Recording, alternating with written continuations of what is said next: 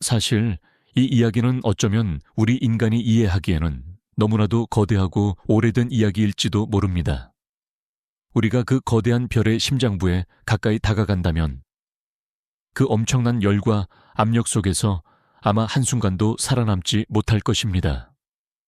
그것은 마치 우리가 시간에 직조된 양탄자를 너무 가까이에서 들여다보려다 그 실 가닥 하나하나에 휘감겨 버리는 것과 같습니다. 하지만 다행히도 우리는 안전한 거리에서 이 모든 것을 상상하고 탐험할 수 있습니다. 그러니 편안한 자세를 취하기 전에 잠시 시간을 내어 이 영상의 좋아요를 누르고 구독해 주세요. 물론 제가 하는 일이 진심으로 마음에 드셨을 때만요. 자, 지금 당신이 머무는 곳은 어디인가요? 그곳의 시간은 몇 시인가요? 댓글로 조용히 알려주세요. 이제 우리 모두가 안전하게 자리 잡았으니 별들의 이야기 속으로 아주 천천히 걸어 들어가 봅시다. 블랙홀은 직접 관찰할 수는 없습니다. 왜냐하면 빛을 방출하지 않기 때문입니다. 하지만 우리는 그 주변에서 일어나는 현상들을 통해 블랙홀의 존재를 유추할 수 있습니다. 예를 들어 블랙홀 주변을 돌고 있는 별이 있다면 그 별의 움직임을 통해 우리는 블랙홀의 존재와 질량을 계산할 수 있습니다.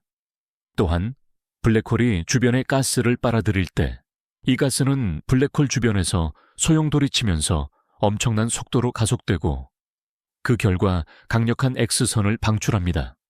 우리는 이 X선 방출을 통해 블랙홀을 간접적으로 볼 수 있습니다.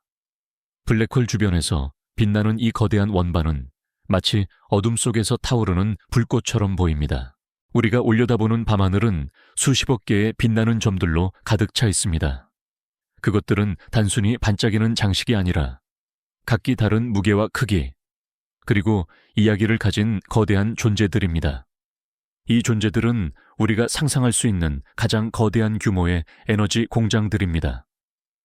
하지만 이 거대한 불덩이가 어떻게 그렇게 오랜 시간 동안 타오를 수 있었을까요? 마치 한 번 불을 붙이면 영원히 꺼지지 않는 신비로운 양초와도 같습니다. 그 양초의 불꽃은 과연 무엇으로 만들어진 것일까요? 답은 생각보다 간단하면서도 동시에 놀랍도록 복잡합니다. 바로 별이 처음 태어난 순간에 그 씨앗이 뿌려졌기 때문입니다. 모든 것은 먼지와 가스의 거대한 구름, 즉 성운에서 시작됩니다. 성운은 마치 우주의 거대한 요람과 같습니다. 이 요람 안에는 수소와 헬륨 가스가 가득 차 있고 미세한 먼지, 알갱이들이 흩어져 있습니다. 이 구름은 언뜻 보기에 아무런 움직임도 없는 것처럼 보이지만 사실 그 안에서는 미묘하고 끊임없는 춤이 벌어지고 있습니다. 블랙홀은 우리에게 우주의 궁극적인 미스터리를 보여줍니다. 아인슈타인의 일반 상대성 이론은 중력이 시간과 공간을 휘게 만든다고 말합니다. 블랙홀 주변에서는 이 휘어짐이 극단적으로 커집니다. 블랙홀에 가까워질수록 시간은 더 느리게 흐릅니다. 이것이 바로 시간 팽창입니다. 만약 당신이 블랙홀에 가까이 다가간다면 지구에서 보는 당신의 시간은 매우 느리게 흐를 것입니다. 이것은 마치 우리가 꿈속에서 시간이 느리게 흐르는 것을 느끼는 것과 같습니다. 하지만 당신이 사건의 지평선을 넘어서는 순간 시간은 더 이상 의미가 없게 됩니다. 중력, 바로 이 보이지 않는 힘이 그 춤의 주역입니다. 중력은 모든 물질을 서로 끌어당기는 힘입니다. 이 성운 속에서 아주 작은 밀도 차이가 있는 곳이 생겨나면 중력은 그곳에 있는 입자들을 더 강하게 끌어당기기 시작합니다. 마치 어린아이들이 놀이터 한가운데로 모여들어 뭉치는 것처럼 먼지와 가스 입자들은 서로에게 조금씩 더 가까워집니다. 이 과정은 매우 느리게 그리고 조용히 진행됩니다. 수백만 년에 걸쳐 이 작은 밀도의 덩어리는 점점 더 커지고 점점 더 많은 물질을 끌어모읍니다. 이 덩어리가 충분히 커지면 그 자체의 중력 때문에 붕괴하기 시작합니다. 상상해 보세요. 거대한 가스 구름이 자신의 무게를 이기지 못하고 안으로 무너져 내리는 것입니다. 이 붕괴 과정은 속도를 내고 중심부는 점점 더 압축됩니다. 압축될수록 가스 입자들은 서로에게 더 가깝게 밀려나고 그 결과 충돌이 더 빈번해집니다. 이 충돌은 열을 발생시킵니다. 중심부의 온도는 미친 듯이 치솟습니다. 수백만 도에 이르는 엄청난 온도가 만들어지기 시작합니다. 이 단계에 이르면 우리는 이 거대한 가스 덩어리를 더 이상 단순한 구름이라고 부르지 않습니다. 우리는 그것을 원시별이라고 부릅니다. 이 원시별은 마치 잠에서 깨어나려는 거대한 아기처럼 아직은 희미하지만 내부에서부터 스스로 빛나기 시작합니다. 블랙홀은 우주에 존재하는 가장 극한의 환경을 보여줍니다. 그것은 우리에게 아직 우리가 풀지 못한 질문들이 무수히 많다는 것을 상기시켜 줍니다. 블랙홀은 우리에게 우주의 궁극적인 비밀을 간직하고 있는 것처럼 보입니다. 그것은 우리가 언젠가 도달할 수 있을지도 모르는, 하지만 아직은 너무나도 먼 미래의 모습일지도 모릅니다. 우리는 계속해서 이 미스터리를 탐구하고 우주의 심장부를 이해하려고 노력해야 할 것입니다. 하지만 이것은 아직 진정한 별이 아닙니다. 이 단계는 마치 한 예술가가 그의 가장 위대한 작품을 만들기 위해 붓을 드는 것과 같습니다. 아직은 초기 단계일 뿐입니다. 이 원시별이 진정한 별이 되려면 그 심장부에서 특정한 마법이 일어나야 합니다. 그 마법의 이름은 핵융합입니다. 원시별의 중심부는 계속해서 압축되고 온도는 더욱더 높아집니다. 마침내 온도가 약 500만 켈빈에 이르면 우주에서 가장 중요한 연금술이 시작됩니다. 이 엄청난 열과 압력 속에서 수소 원자핵들은 서로에게 매우 가까이 다가가고 그 반발력을 극복하고 융합하여 헬륨 원자핵을 형성합니다.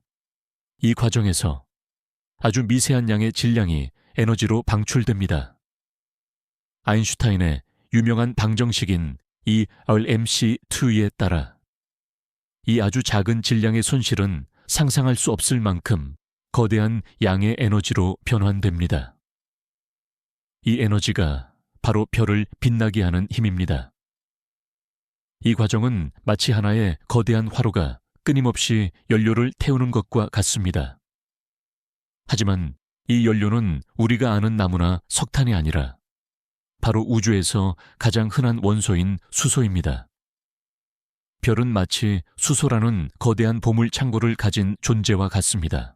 우리가 이야기했던 블랙홀과 함께 거대한 별의 죽음이 남긴 또 다른 신비로운 유산이 있습니다. 그것은 바로 중성자별입니다.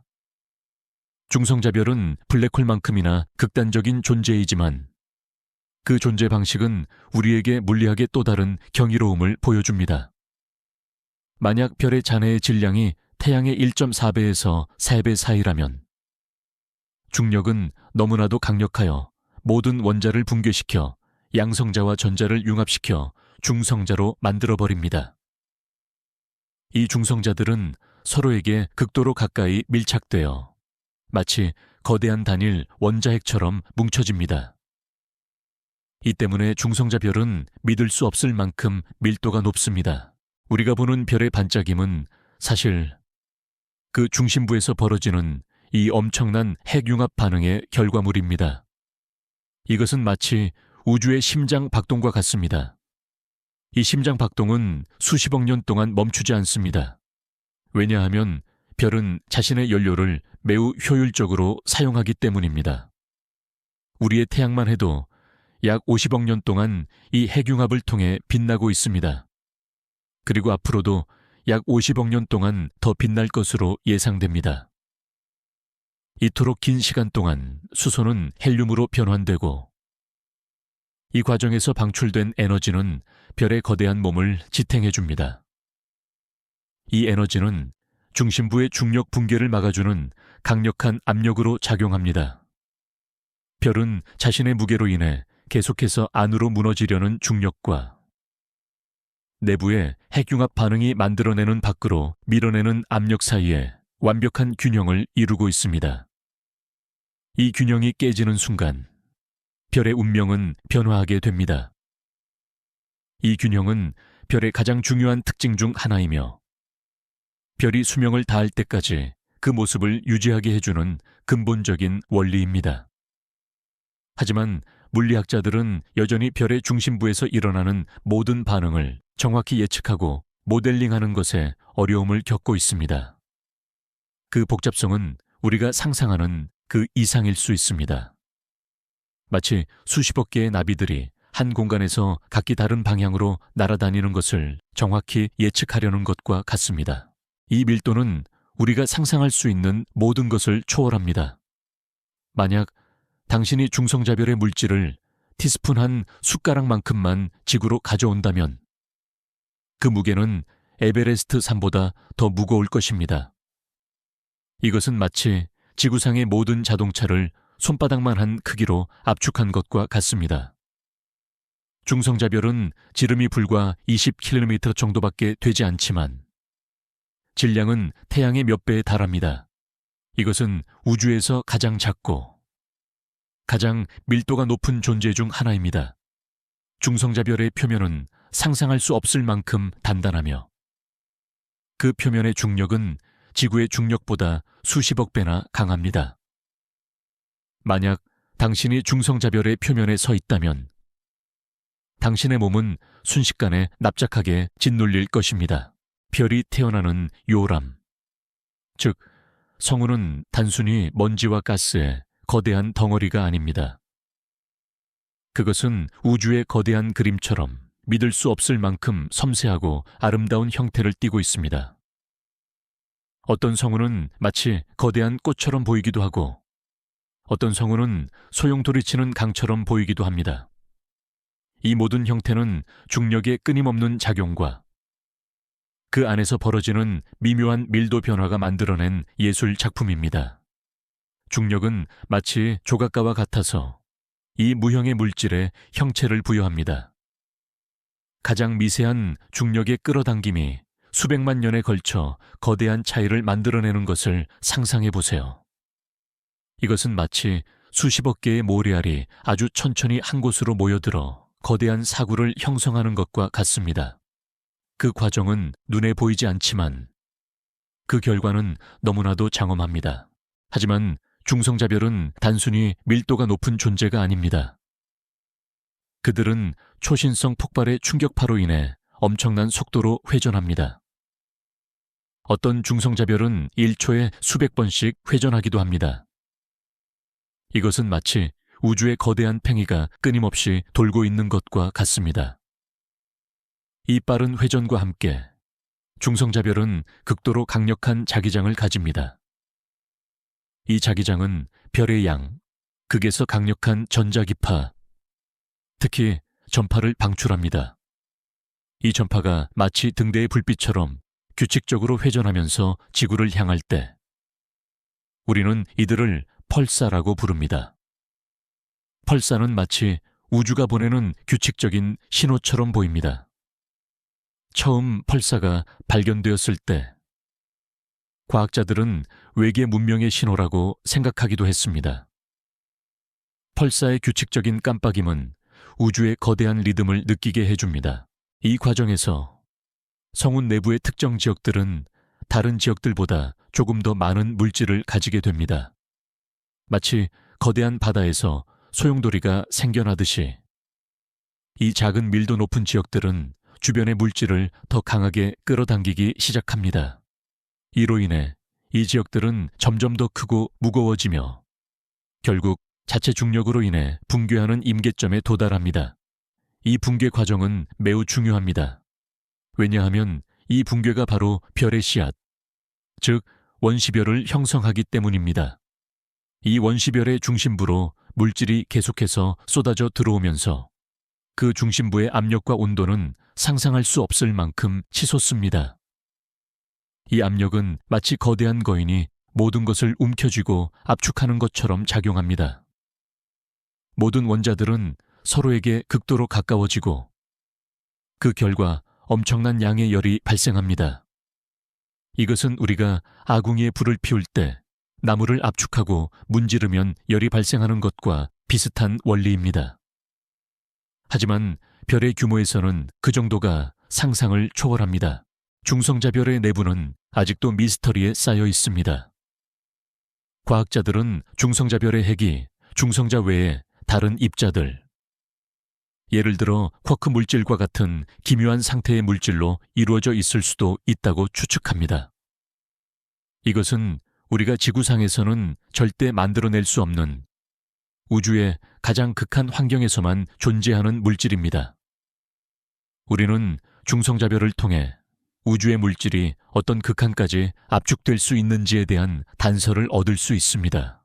우리가 사는 세상의 모든 것은 열역학 제2법칙, 즉 엔트로피의 법칙을 따릅니다. 이 법칙은 우주의 모든 시스템은 시간이 지남에 따라 더 무질서해지는 경향이 있다는 것을 말해줍니다. 하지만 별의 탄생은 이와는 정반대의 현상처럼 보일 수 있습니다. 중력이 무질서한 가스와 먼지를 질서 있는 구형의 별로 응축시키기 때문입니다. 하지만 이것은 엔트로피 법칙에 위배되는 것이 아닙니다. 사실, 별이 탄생하면서 그 중심부의 엔트로피는 감소하지만 이 과정에서 외부로 방출되는 열에너지와 빛은 우주 전체의 엔트로피를 훨씬 더 크게 증가시킵니다. 별의 탄생은 마치 우주가 질서를 창조하는 것처럼 보이지만 사실은 더 큰 규모의 무질서를 만들어내는 정교한 과정의 일부입니다. 이처럼 우주는 끊임없이 균형을 찾아가고 있습니다. 창조와 파괴, 질서와 무질서가 동시에 존재하며 서로에게 영향을 미칩니다. 중성자별은 우리에게 우주의 극단적인 조건과 그 안에서 일어나는 신비로운 현상들을 보여줍니다. 그것은 우리가 아는 물리학의 법칙이 극한의 상황에서 어떻게 작용하는지에 대한 중요한 정보를 제공합니다. 중성자별은 단순히 죽은 별의 잔해가 아니라 우주의 가장 깊은 비밀을 간직한 존재들입니다. 이들은 우리에게 우주에는 아직 우리가 이해하지 못하는 것들이 무수히 많다는 것을 말해줍니다. 우리가 밤하늘의 별들을 볼 때 우리는 그 별들이 우리에게 속삭이는 과거의 이야기뿐만 아니라 우주의 미래와 신비에 대한 단서도 함께 듣고 있는 것입니다. 이 모든 것은 마치 우주의 거대한 책을 읽는 것과 같습니다. 우리는 아직 그 책의 첫 몇 페이지만 읽었을 뿐입니다. 이 원시별이 충분히 뜨거워지고 압축되면 드디어 핵융합이 시작됩니다. 이 순간이 바로 별이 탄생하는 순간입니다. 마치 한 인간이 태어나는 순간처럼 별은 이 순간부터 스스로 빛을 내기 시작하고 수십억 년에 걸친 긴 여정을 시작합니다. 이 핵융합은 별의 수명을 결정하는 가장 중요한 요소입니다. 별의 질량이 클수록 중심부의 압력과 온도는 더 높아집니다. 이로 인해 핵융합 반응은 더 빠르고 격렬하게 일어납니다. 마치 거대한 화로가 작은 화로보다 더 많은 연료를 더 빨리 태우는 것처럼 말입니다. 따라서 질량이 큰 별들은 우리의 태양보다 훨씬 더 밝고 뜨겁지만 수명은 훨씬 짧습니다. 어떤 거대한 별들은 불과 수백만 년 만에 모든 연료를 소진하고 장렬하게 삶을 마감합니다. 반면에 우리의 태양과 같은 중간 질량의 별들은 수십억 년 동안 안정적으로 빛을 낼 수 있습니다. 가장 작은 별들, 즉 적색 외성들은 핵융합 반응이 매우 느리고 효율적으로 진행되기 때문에 수백억 년, 심지어 수조 년까지 빛을 낼 수 있을 것으로 예상됩니다. 우주의 나이보다도 더 오래 살 수 있는 것입니다. 우리가 지금까지 이야기했던 모든 것, 즉 별, 은하, 행성, 그리고 심지어 우리 자신까지도 우주의 아주 작은 부분에 불과하다는 것을 알고 있나요? 우리가 밤하늘에서 보는 모든 빛나는 것들, 모든 별들은 우주의 극히 일부만을 차지합니다. 나머지 대부분은 우리가 보지 못하는 것들로 채워져 있습니다. 이 보이지 않는 물질, 우주에 보이지 않는 그림자가 바로 암흑 물질입니다. 암흑 물질은 말 그대로 빛을 방출하거나 흡수하지 않기 때문에 우리는 직접적으로 볼 수 없습니다. 그것은 마치 밤중에 당신의 방에 있는 가구처럼 당신이 보지 못하지만 그곳에 존재하고 있는 것과 같습니다. 이러한 별의 수명은 마치 우리가 숲에서 나무를 보는 것과 같습니다. 거대한 나무들은 빠르게 자라고 웅장한 모습을 뽐내지만 수명이 상대적으로 짧습니다. 반면에 천천히 자라는 작은 나무들은 훨씬 더 오래 살아남아 숲의 역사를 증언합니다. 별들도 마찬가지입니다. 그 크기와 밝기가 곧 수명을 말해줍니다. 우리가 밤하늘에서 가장 밝게 빛나는 별들은 사실 가장 오래 살지 못할 별들일 가능성이 높습니다. 그들은 마치 화려하게 타오르는 불꽃처럼 자신의 에너지를 한순간에 쏟아내고 사라지는 존재들입니다. 반면에 밤하늘에서 희미하게 빛나는 작은 점들은 우리가 상상하는 것보다 훨씬 더 긴 시간 동안 그 자리를 지켜왔을 것입니다. 이 사실은 우리에게 흥미로운 질문을 던집니다. 우리가 보는 별의 빛은 사실 수십, 수백, 심지어 수천 년 전의 과거에서 온 것입니다. 우리가 지금 바라보는 별은 어쩌면 이미 존재하지 않는 별의 마지막 빛일 수도 있다는 것을 생각해 본 적이 있나요? 이것은 마치 우리가 죽은 사람이 남긴 편지를 읽는 것과 같습니다. 편지 속의 목소리는 아직 살아있지만 편지를 쓴 사람은 이미 사라졌을 수 있습니다. 과학자들은 암흑 물질의 존재를 어떻게 알게 되었을까요? 우리는 은하의 움직임을 통해 그 존재를 유추했습니다. 은하의 바깥쪽에 있는 별들은 은하의 중심을 중심으로 매우 빠르게 회전합니다. 우리가 아는 중력의 법칙에 따르면 이 별들은 그들의 속도를 유지하기 위해 은하 내부에 보이는 물질보다 훨씬 더 많은 질량이 필요합니다. 만약 우리가 보이는 물질만으로 은하의 질량을 계산한다면 그 별들은 은하의 중력을 벗어나 우주 공간으로 날아가 버려야 합니다. 하지만 그들은 그렇지 않습니다. 이것은 은하를 우리가 보지 못하는 거대한 질량 덩어리가 감싸고 있다는 것을 의미합니다. 이 보이지 않는 질량이 바로 암흑 물질입니다. 암흑 물질은 우리가 아는 모든 물질의 약 5배에 달하는 질량을 가지고 있으며 우주 전체 질량 에너지의 약 17%를 차지합니다. 우리는 별의 탄생과 죽음, 그리고 그 수명에 대해 이야기했습니다. 하지만 이 모든 과정의 핵심에는 한 가지 미스터리가 남아 있습니다. 바로 핵융합입니다. 핵융합은 왜 그토록 많은 에너지를 방출할까요? 그리고 이 과정에서 질량은 정확히 어떻게 에너지로 변환되는 걸까요? 이것은 아인슈타인이 우리에게 남긴 위대한 유산입니다. 하지만 우리가 그 공식을 이해한다고 해서 그 본질적인 메커니즘을 완전히 이해하는 것은 아닙니다. 우리는 마치 신비로운 기계를 보고 그 작동 방식을 설명할 수는 있지만 그 기계를 직접 만들어낼 수는 없는 것과 같습니다. 핵융합은 여전히 인류가 상업적으로 이용하기 위해 연구하고 있는 궁극의 에너지원입니다. 우리는 태양이 수십억 년 동안 해온 일을 지구 위에서 재현하려고 노력하고 있습니다. 하지만 그 길은 험난하고 아직은 갈 길이 멉니다. 우리는 별들이 어떻게 그렇게 자연스럽고 효율적으로 이 일을 해내는지 여전히 경이롭게 바라볼 수밖에 없습니다. 암흑 물질은 우리에게 우주의 또 다른 거대한 미스터리를 던져줍니다. 그것은 무엇으로 이루어져 있을까요? 우리는 아직 그 답을 모릅니다. 과학자들은 웜푸스나 다른 입자들이 암흑물질을 구성할 수도 있다고 추측하지만 아직까지 직접적인 증거는 발견되지 않았습니다.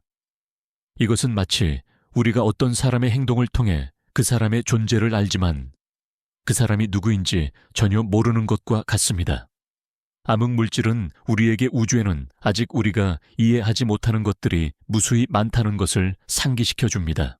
별의 심장부로 들어가 보면 그곳은 우리가 상상하는 지옥과는 거리가 멉니다.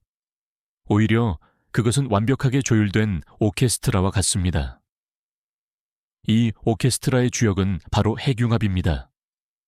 우리가 앞서 이야기했듯이 핵융합은 수소 원자핵들이 융합하여 헬륨 원자핵을 만드는 과정입니다. 이 과정은 마치 어린아이들이 차를 놀다가 두 개의 작은 덩어리를 합쳐 하나의 더 큰 덩어리를 만드는 것과 비슷합니다. 하지만 별의 심장부에서는 이 과정이 엄청난 에너지와 함께 일어납니다.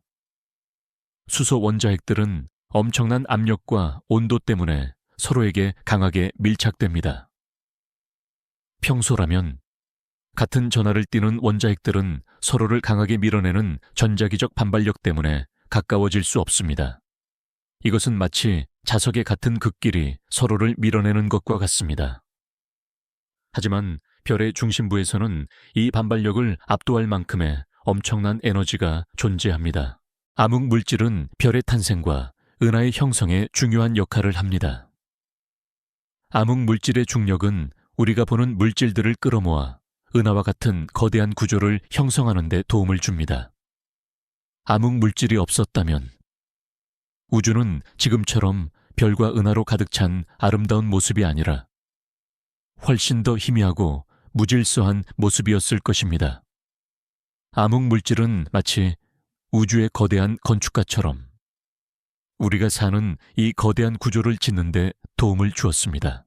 이 에너지는 바로 양자 터널링이라는 매우 신비로운 현상 덕분에 가능해집니다. 고전 물리학의 관점에서는 원자핵들이 이 반발력을 극복하고 융합하기 위해서는 훨씬 더 높은 온도가 필요합니다. 하지만 양자역학의 세계에서는 입자들이 보이지 않는 장벽을 통과하여 반대편으로 넘어갈 수 있습니다. 마치 우리가 벽을 통과할 수는 없지만 양자 입자들은 아주 낮은 확률로 그것이 가능한 것처럼 말입니다. 이 신비로운 현상 덕분에 별들은 고전적인 물리학자들이 예상했던 것보다 훨씬 낮은 온도에서도 핵융합을 시작할 수 있습니다. 이 양자 터널링은 마치 우주가 우리에게 보여주는 하나의 작은 마법과 같습니다. 별의 심장부에서는 이 마법이 끊임없이 일어나며 수소 원자핵들을 헬륨 원자핵으로 변환시킵니다. 이 과정에서 발생하는 미세한 질량 손실이 막대한 양의 에너지로 방출됩니다. 이 에너지가 바로 별을 빛나게 하고 별의 자체 중력 붕괴를 막아주는 강력한 압력의 근원입니다. 이처럼 별이 빛을 내는 에너지의 미스터리를 탐구하면서 우리는 빛을 내지 않는 더 큰 미스터리에 도달하게 됩니다. 암흑물질은 우주의 대부분을 차지하고 있으며 우리가 아는 모든 것을 지탱하고 있습니다. 하지만 우리는 그것이 무엇인지 그리고 어떻게 작동하는지에 대해 여전히 많은 것을 알지 못합니다. 이 미스터리는 우리에게 겸손함을 가르쳐 줍니다. 우리는 우주의 아주 작은 부분만을 보고 있으며 우리가 알지 못하는 세계가 훨씬 더 거대하고 복잡하다는 것을 말입니다. 이 압력과 중력 사이의 완벽한 균형을 정역학적 평형이라고 부릅니다. 이것은 마치 두 명의 힘센 사람이 밧줄을 서로 반대 방향으로 당기는 것과 같습니다. 한쪽은 중력이 별을 안으로 끌어당기고 다른 한쪽은 핵융합 반응이 만들어내는 압력이 별을 밖으로 밀어냅니다. 이 두 힘이 완벽하게 균형을 이루고 있을 때 별은 안정적인 상태를 유지합니다. 우리의 태양은 지금 이 상태에 있습니다. 태양은 약 50억 년 동안 이 평형 상태를 유지해왔고 앞으로도 수십억 년 동안 더 이 상태를 유지할 것입니다. 이 평형이 깨지는 순간 별은 진화의 다음 단계로 넘어갑니다. 별이 가진 수소 연료가 고갈되기 시작하면 핵융합 반응은 약해지고 이로 인해 내부 압력이 감소합니다. 중력은 다시 우위를 점하게 되고 별의 중심부는 다시 붕괴하기 시작합니다. 하지만 이것은 끝이 아니라 새로운 시작입니다. 중심부가 붕괴하면 다시 압력과 온도가 상승하고 별은 새로운 종류의 핵융합을 시작할 수도 있습니다. 우리가 지금까지 별의 삶과 죽음, 그리고 빛과 어둠의 미스터리에 대해 이야기하면서 우리의 마음은 이 광활한 우주를 여행했습니다. 우리는 별이 어떻게 태어나고 어떻게 자신의 에너지를 수백만 년 동안 유지하는지, 그리고 그들이 어떻게 장엄하게 죽어 새로운 생명을 위한 재료를 남기는지를 함께 보았습니다. 우리는 별들이 단순히 빛나는 점이 아니라 우리 자신을 포함한 모든 것의 기원을 담고 있는 존재임을 깨달았습니다. 우리의 몸을 이루는 원소들은 모두 먼 옛날 별들의 심장부에서 만들어져 초신성 폭발을 통해 우주 공간으로 흩뿌려진 것입니다. 우리는 문자 그대로 별의 잔해로 만들어진 존재들입니다. 별의 내부에서 일어나는 핵융합 반응은 단순히 수소와 헬륨의 융합에 그치지 않습니다. 별의 질량에 따라, 그리고 별의 수명이 닿을 때까지 더 무거운 원소들이 차례로 만들어집니다. 이것은 마치 우주의 거대한 연금술사와 같습니다. 별은 자신을 구성하는 가스들을 더 무거운 원소들로 바꾸어 놓습니다.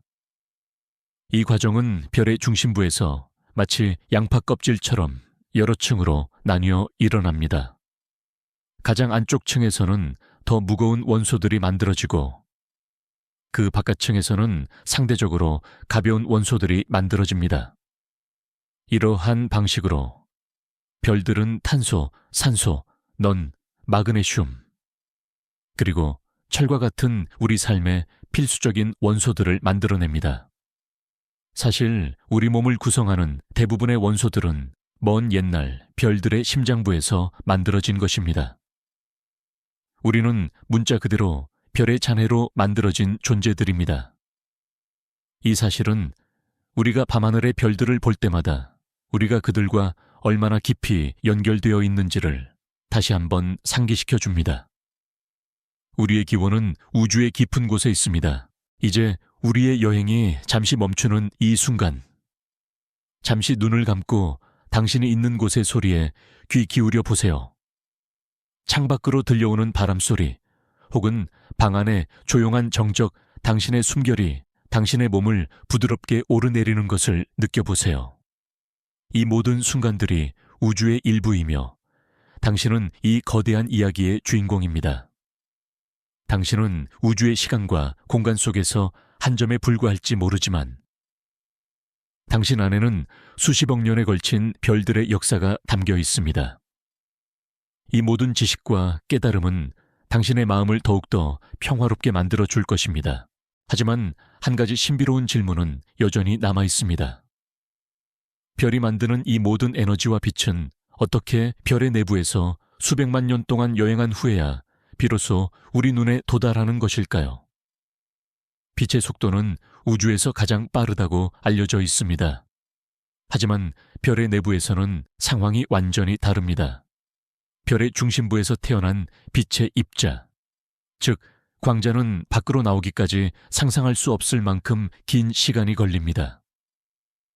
이것은 마치 서울에서 부산까지 걸어서 가는 것보다 훨씬 더 느린 여행입니다. 광자들은 별의 내부에서 끊임없이 다른 입자들과 충돌하고 흡수되었다가 다시 방출되는 과정을 반복합니다. 마치 거대한 군중 속에서 길을 잃은 사람처럼 광자들은 수없이 방향을 바꾸고 앞으로 나아가지 못하고 제자리에서 맴돌기도 합니다. 이 과정을 무작위 보행이라고 합니다. 이 무작위 보행 때문에 태양의 중심부에서 만들어진 한 광자가 태양 표면으로 도달하는 데에는 약 10만 년에서 17만 년이 걸립니다. 우리가 지금 보고 있는 태양의 빛은 사실 수십만 년 전에 태양의 심장부에서 태어난 빛인 것입니다. 이것은 정말로 놀라운 사실입니다. 우리가 보는 모든 별들은 우리에게 과거를 보여주고 있습니다. 마지막으로 한 번 더 여쭤보고 싶네요. 지금 당신이 머무는 곳은 어디인가요? 그곳의 시간은 지금 이 순간 어떻게 흐르고 있나요? 당신이 있는 곳의 공기는 어떤 냄새가 나나요? 이 모든 질문에 대한 답은 당신의 내면에 있습니다. 당신은 이미 모든 것을 알고 있습니다. 별의 심장부에서 벌어지는 핵융합의 오케스트라는 그 자체로 놀라운 현상이지만 그 모든 것은 중력과 압력이라는 두 거인의 끊임없는 줄다리기 덕분에 유지됩니다. 이것은 마치 두 명의 강력한 댄서가 서로를 밀고 당기며 완벽한 균형의 춤을 추는 것과 같습니다. 중력은 모든 것을 안으로 끌어당기려는 힘입니다. 별의 거대한 질량은 스스로를 향해 무너져 내리려고 합니다. 만약 이 힘을 막을 수 있는 것이 아무것도 없다면 별은 순식간에 하나의 점으로 붕괴해 버릴 것입니다. 하지만 다행히도 별의 심장부에서 생성되는 엄청난 양의 에너지가 이 붕괴를 막아주는 강력한 압력을 만들어냅니다. 이 압력은 마치 거대한 풍선에 바람을 불어넣는 것처럼 별을 밖으로 팽창시키려고 합니다. 이제 이 모든 생각들을 잠시 접어두고 당신의 머리를 부드럽게 베개에 기대어 보세요. 당신의 몸을 감싸고 있는 따뜻한 이불의 감촉을 느껴보세요. 당신의 눈꺼풀이 서서히 무거워지는 것을 허락하세요. 마치 우주의 먼지가 부드럽게 당신의 눈을 감겨주는 것처럼 당신의 마음은 더 이상 복잡한 과학이나 우주의 거대한 미스터리에 대해 생각할 필요가 없습니다. 이제 모든 것을 놓아두고 편안한 잠 속으로 빠져들 시간입니다. 이 두 힘의 균형, 즉 정역학적 평형이 바로 별이 안정적인 주계 열성으로서의 삶을 살아갈 수 있게 해주는 핵심 원리입니다.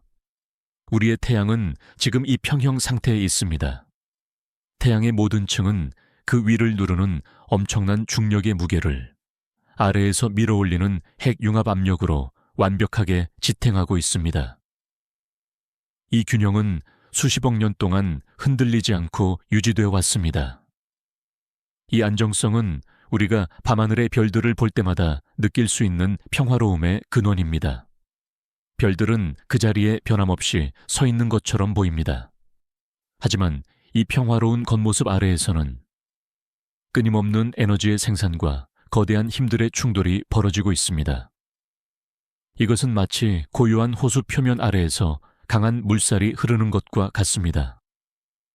우리는 그 물결의 깊이를 볼 수 없습니다. 편안히 주무세요. 나의 동반자여, 당신이 언제 어디에 있든 달콤한 꿈 꾸시길 바랍니다. 당신의 꿈속에서 당신은 별들의 이야기를 직접 보고 그들과 함께 춤을 출 수 있을 것입니다. 우주에는 다양한 종류의 별들이 존재합니다. 그들은 마치 숲의 나무들처럼 각기 다른 크기와 색깔, 그리고 수명을 가지고 있습니다. 가장 흔한 별들은 우리의 태양보다 훨씬 작고 차가운 적색 외성들입니다. 이 별들은 핵융합 반응이 매우 느리게 일어나기 때문에 수백억 년에서 수조 년까지 빛을 낼 수 있습니다. 사실 우주의 나이보다 더 오래 살 수 있기 때문에 가장 오래된 적색 외성들은 아직까지도 젊은 상태일 수 있습니다. 이것은 우리가 상상할 수 있는 가장 긴 수명을 가진 존재입니다. 이들의 희미한 빛은 마치 우주의 시간을 조용히 증언하는 촛불과 같습니다. 반면에 태양보다 훨씬 크고 뜨거운 별들, 즉 청색 거성들은 매우 짧은 삶을 삽니다.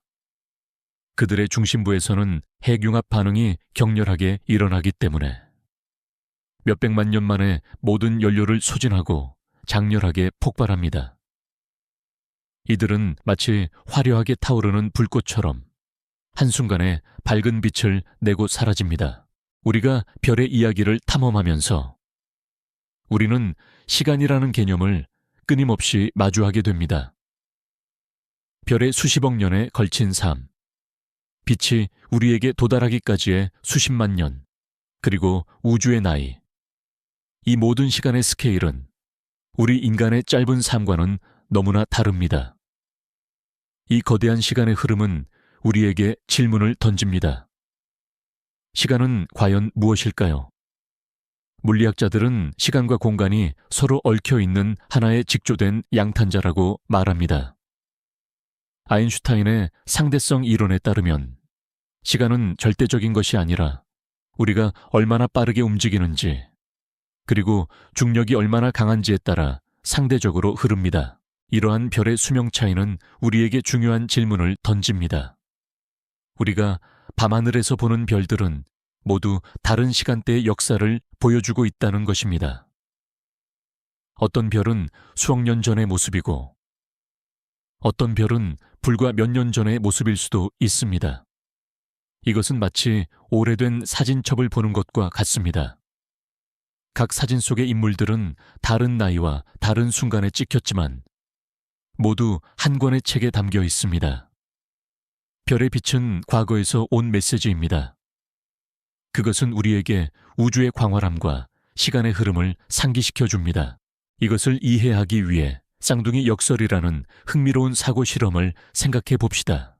쌍둥이 한 명이 우주선을 타고 빛의 속도에 가깝게 우주를 여행하고, 다른 한 명은 지구에 머물러 있습니다. 우주를 여행한 쌍둥이가 지구로 돌아왔을 때 그는 지구에 남아있던 쌍둥이보다 훨씬 더 젊을 것입니다. 이것은 시간이 우주를 여행한 쌍둥이에게는 더 느리게 흘렀기 때문입니다. 이것은 우리가 우주의 시간과 우리의 시간이 서로 다른 리듬을 가지고 있다는 것을 보여줍니다. 별의 내부는 또한 흥미로운 구조를 가지고 있습니다. 핵융합이 일어나는 중심부를 둘러싸고 있는 것은 복사층과 대류층입니다. 복사층에서는 핵융합으로 생성된 에너지가 광자의 형태로 천천히 바깥으로 이동합니다. 우리가 앞서 이야기했듯이 이 과정은 매우 느립니다. 광자들은 수없이 많은 원자들과 충돌하며 마치 미로를 헤매는 것처럼 이동합니다. 이 복잡한 여정 때문에 태양의 중심부에서 태어난 광자가 표면에 도달하기까지 수십만 년이 걸리는 것입니다. 복사층 바깥에는 대류층이 있습니다. 이곳에서는 뜨거운 플라즈마가 위로 올라가고 식은 플라즈마가 아래로 내려오는 대류 현상이 일어납니다. 이것은 마치 끓는 물이 냄비 속에서 소용돌이치는 것과 같습니다. 이 과정이 별의 에너지를 표면으로 빠르게 전달합니다. 태양의 표면에서 볼 수 있는 쌀알 모양의 무늬는 바로 이 대류 현상의 증거입니다. 별의 빛은 우리에게 과거를 보여줍니다. 우리가 밤하늘에서 보는 별의 빛은 수십 년, 수백 년, 심지어 수천 년 전에 그 별을 떠난 빛입니다. 이것은 마치 우리가 죽은 사람이 남긴 편지를 읽는 것과 같습니다. 편지 속의 목소리는 아직 살아있지만 편지를 쓴 사람은 이미 사라졌을 수 있습니다. 이것은 우리가 과거를 현재로 경험하고 있다는 것을 의미합니다. 우리가 밤하늘을 볼 때 우리는 시간을 거슬러 올라가는 여행을 하고 있는 것입니다.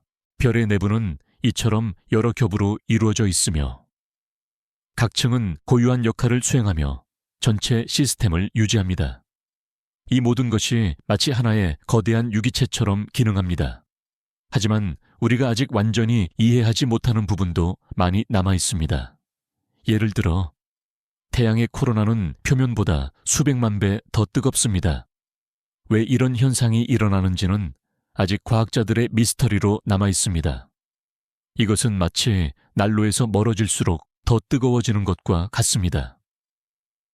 이러한 미스터리는 우주가 우리에게 끊임없이 질문을 던지고 있다는 것을 상기시켜 줍니다.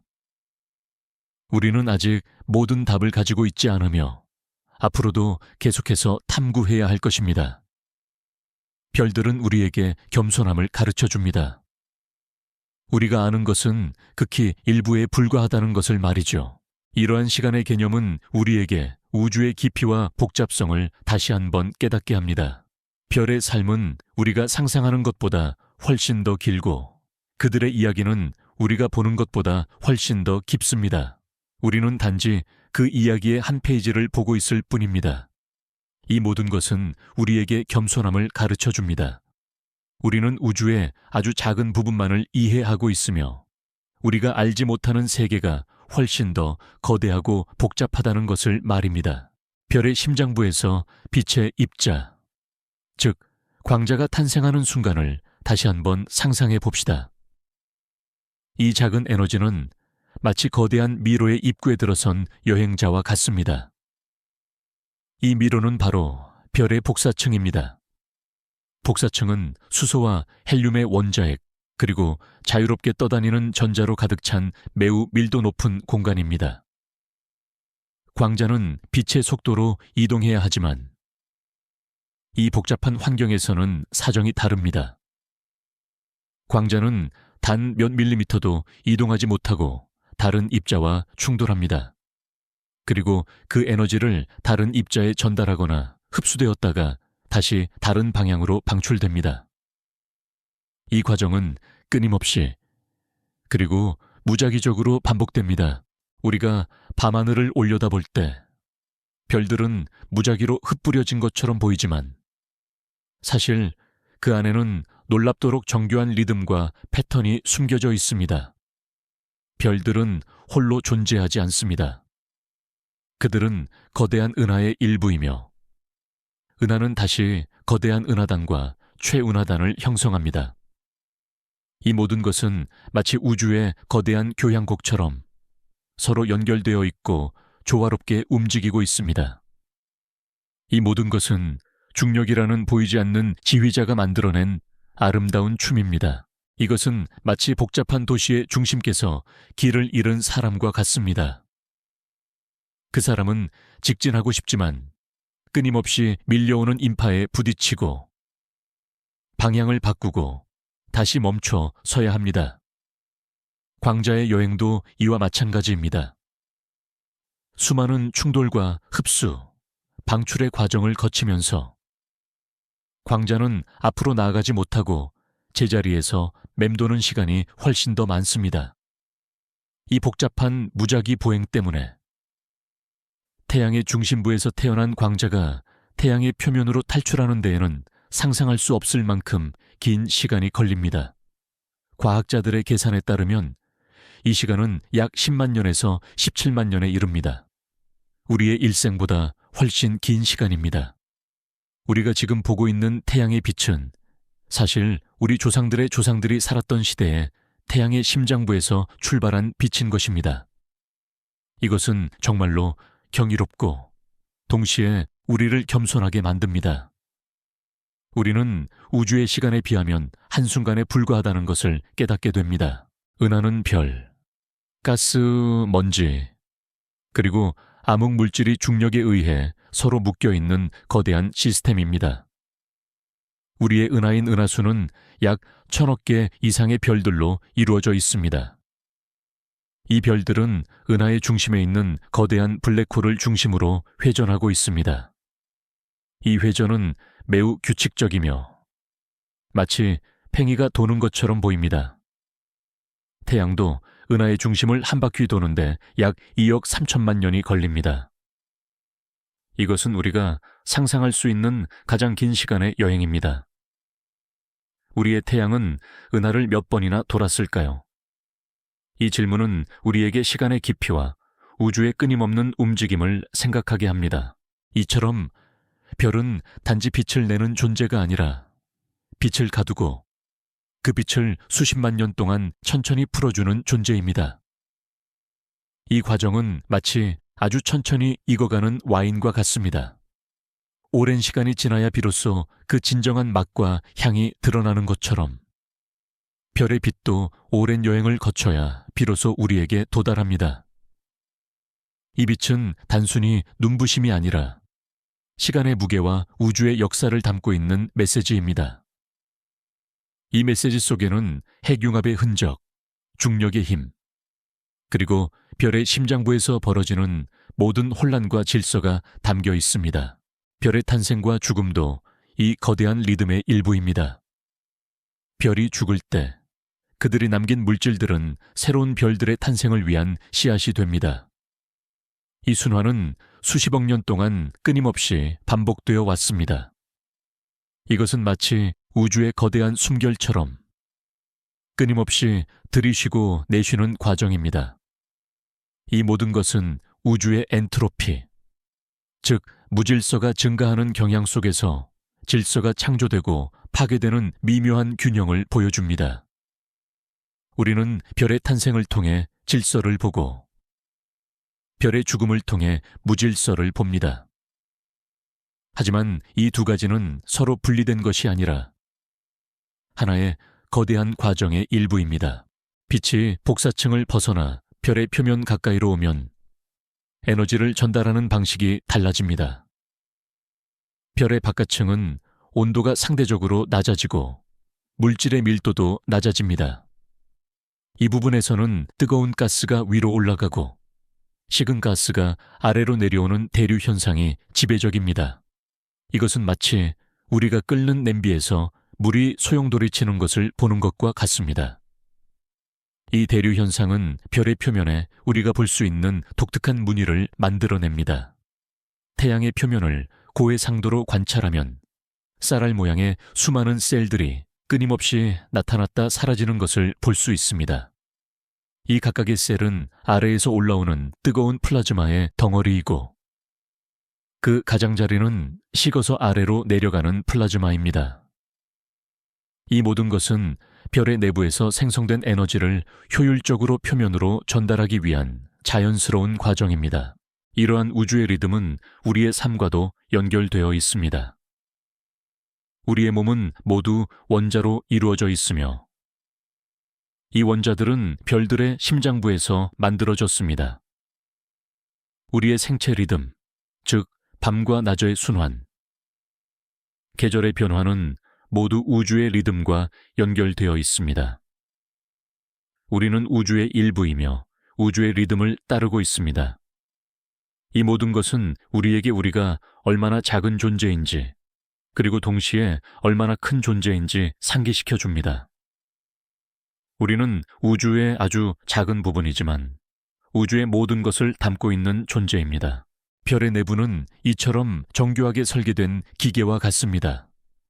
각 층은 고유의 역할을 수행하며 전체 시스템이 안정적으로 기능하도록 돕습니다. 하지만 이 모든 안정성은 연료의 고갈이라는 피할 수 없는 운명을 향해 나아가고 있습니다. 별의 중심부에서 수소 연료가 점점 헬륨으로 변해가면서 핵융합 반응은 결국 약해지기 시작합니다. 마치 화로의 나무가 점점 줄어드는 것처럼 별의 에너지 생산량도 감소합니다. 이로 인해 핵융합 압력이 중력에 맞서는 힘이 약해지고 중력은 다시 우위를 점하게 됩니다. 별의 중심부는 서서히 수축하기 시작합니다. 하지만 이 수축은 끝이 아니라 별의 다음 단계를 위한 신호탄입니다. 중심부가 수축하면서 다시 압력과 온도가 상승하고 별은 새로운 종류의 핵융합, 즉 헬륨을 탄소로 바꾸는 반응을 시작할 수도 있습니다. 이 과정은 별의 질량에 따라 달라지며 별의 마지막 운명을 결정짓는 중요한 전환점이 됩니다. 우리가 밤하늘을 올려다볼 때 별들은 단순히 빛나는 점들처럼 보입니다. 하지만 우리가 그들의 깊이를 들여다보면 각 별은 그 자체로 하나의 독립된 이야기, 하나의 거대한 존재임을 알게 됩니다. 별들은 마치 우리 인간처럼 태어나고 성장하고 늙고 결국에는 죽음을 맞이합니다. 그들의 삶의 길이는 그들이 처음 태어났을 때 가지고 있던 질량에 따라 달라집니다. 어떤 별은 수억 년의 짧고 격렬한 삶을 살고 어떤 별은 수백억 년의 길고 조용한 삶을 삽니다. 이 모든 것은 별들이 가진 고유의 성격과 운명을 보여줍니다. 이 모든 과정을 생각해 보면 우리는 별이 단순히 하나의 거대한 불덩이가 아니라 끊임없이 진화하고 변화하는 살아있는 존재라는 것을 깨닫게 됩니다. 별은 태어나고 자라며 늙고 결국에는 죽음을 맞이합니다. 하지만 그 죽음은 우리에게 슬픔이 아니라 새로운 시작을 의미합니다. 별이 죽을 때 그들이 만들어낸 물질들은 우주 공간으로 흩어지고 새로운 세대의 별들과 행성들을 만드는 재료가 됩니다. 이것은 마치 자연의 순환처럼 죽음이 또 다른 생명을 낳는 과정입니다. 우리 몸을 이루는 탄소와 산소는 모두 먼 옛날 별의 심장부에서 만들어진 것입니다. 우리는 별들의 자식들입니다. 이 사실을 생각하면 우리는 밤하늘의 별들을 볼 때마다 우리가 그들과 얼마나 깊이 연결되어 있는지 다시 한번 느낄 수 있습니다. 우리는 별과 하나입니다. 이러한 별의 삶은 우리 인간의 삶과 놀랍도록 닮아 있습니다. 우리도 각기 다른 성격과 운명을 가지고 태어납니다. 어떤 사람의 삶은 짧고 강렬하게 타오르지만 어떤 사람의 삶은 길고 잔잔하게 흐릅니다.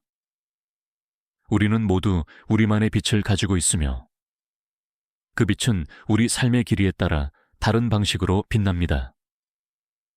별의 이야기는 우리에게 우리의 삶도 우주의 거대한 이야기의 일부라는 것을 말해줍니다. 우리가 겪는 모든 기쁨과 슬픔, 모든 탄생과 죽음은 우주의 리듬과 연결되어 있습니다. 별의 이야기는 탄생과 성장의 단계에서 끝나지 않습니다. 모든 생명체처럼 별에게도 수명이 있고 그 수명의 마지막에는 필연적으로 죽음이 찾아옵니다. 하지만 별의 죽음은 우리가 생각하는 슬픔의 끝이 아니라 우주의 끊임없는 순환의 일부입니다. 별의 운명은 그들이 처음 태어났을 때 가지고 있던 질량에 의해 결정됩니다. 질량은 별의 심장, 박동의 속도를 결정하며 그들의 삶의 길이를 좌우합니다. 별의 내부는 마치 하나의 거대한 극장과 같습니다. 그 안에서는 수소 핵융합이라는 끊임없는 공연이 벌어지고 있습니다. 이 공연은 별의 생명력을 유지하고 빛과 열을 방출합니다.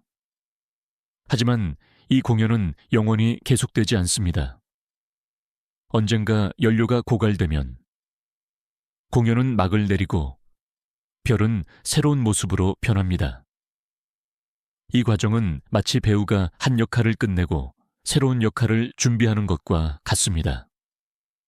별은 끊임없이 변화하고 진화하며 새로운 모습으로 우리에게 나타납니다. 우리의 태양과 같은 중간 질량의 별들은 비교적 평화로운 삶을 삽니다. 약 100억 년에 걸쳐 중심부의 수소를 헬륨으로 서서히 태워버립니다. 이 오랜 시간 동안 태양은 안정적인 빛과 열을 지구에 공급해왔고 우리와 같은 생명체가 번성할 수 있는 환경을 만들어 주었습니다. 하지만 수십억 년이 흐른 뒤 태양의 중심부에서 수소 연료가 거의 고갈되면 상황은 변하기 시작합니다. 핵융합 반응이 약해지고 중력이 다시 우위를 점하게 됩니다. 태양의 중심부는 수축하기 시작하고 이로 인해 중심부 바깥쪽의 수소층이 더 뜨거워지고 압축됩니다. 이 층에서 새로운 핵융합 반응이 시작되고 이로 인해 태양은 거대하게 팽창하기 시작합니다. 마치 거대한 풍선에 다시 바람을 불어넣는 것처럼 말입니다. 또한 별의 빛은 우리에게 과거의 이야기를 들려줍니다. 우리가 보는 모든 별들은 사실 수십 년, 수백 년, 심지어 수천 년 전의 모습입니다. 우리는 과거의 빛을 통해 그들의 이야기를 읽고 있는 것입니다. 이것은 마치 우리가 오래된 사진을 보며 과거의 기억을 되새기는 것과 같습니다. 별들은 우리에게 과거의 흔적을 보여주며 우리의 기원이 어디에 있는지를 상기시켜 줍니다. 우리의 몸을 이루는 모든 원소들은 먼 옛날 별들의 심장부에서 만들어진 것입니다. 우리는 별들의 자식들이며 우리의 이야기는 그들의 이야기와 깊이 연결되어 있습니다. 이 단계에서 태양은 적색 거성이 됩니다. 그 크기는 지금보다 수백 배나 커져서 수성, 금성, 그리고 어쩌면 지구까지도 삼켜버릴 수도 있습니다. 밤하늘에서 태양은 마치 거대한 붉은 구름처럼 보일 것입니다. 태양이 이렇게 부풀어 오르는 동안 중심부에서는 헬륨이 쌓이기 시작합니다. 이 헬륨이 충분히 많이 쌓이고 중심부의 온도가 1억 켈빈 이상으로 올라가면 헬륨이 다시 핵융합을 시작하여 탄소와 산소를 만들어냅니다. 이 헬륨 핵융합은 수소 핵융합보다 훨씬 격렬하고 빠르게 에너지를 방출합니다. 하지만 이 단계는 오래 지속되지 않습니다. 헬륨 연료마저 고갈되면 별의 중심부는 더 이상 새로운 핵융합을 시작할 수 없게 됩니다. 이 시점에서 태양은 자신의 바깥층을 우주 공간으로 서서히 흩뿌리기 시작합니다. 이것은 마치 꽃잎이 하나둘씩 떨어져 나가는 것과 같습니다. 이 흩어진 가스들은 아름다운 행성상 성운을 형성합니다. 이것은 별의 마지막 숨결이자 가장 아름다운 장례식입니다. 이 성운은 수천 년 동안 빛을 내다가 서서히 희미해져 사라집니다. 별의 중심부에는 오직 탄소와 산소로 이루어진 매우 작고 밀도가 높은 잔해가 남게 됩니다. 이것이 바로 백색 외성입니다. 백색 외성은 더 이상 핵융합을 하지 않지만 그 안에 갇힌 열 때문에 수백억 년 동안 서서히 식어가면서 빛을 냅니다. 백색 외성은 마치 죽은 별의 유령처럼 우주 공간을 조용히 떠다니며 마지막 빛을 서서히 일하러 갑니다. 언젠가 백색 외성은 완전히 식어서 어두운 흑색 외성이 될 것입니다.